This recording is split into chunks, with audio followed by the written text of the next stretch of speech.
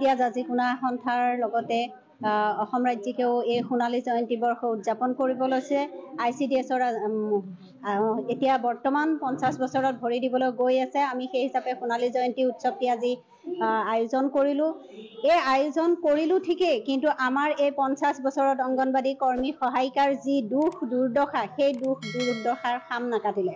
কাৰণ আমাৰ আজিলৈকে মাননি বৃদ্ধি নহ'ল। মাননি বৃদ্ধিটোৱে আচলতে আমাৰ মূল সমস্যা।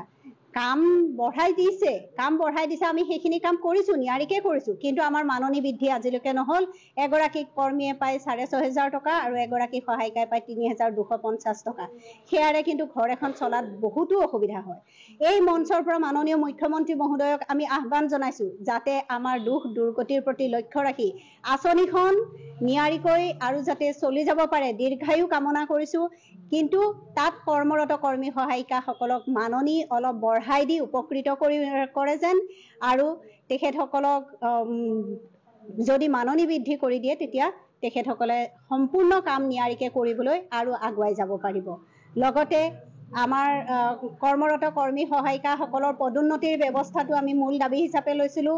আমাৰ মুখ্য সেৱিকাৰ কাৰণে যি পদোন্নতিৰ কথা আমি দাবী দিছিলোঁ, সেই পদোন্নতিৰ ব্যৱস্থাও এতিয়ালৈকে কৰা নাই।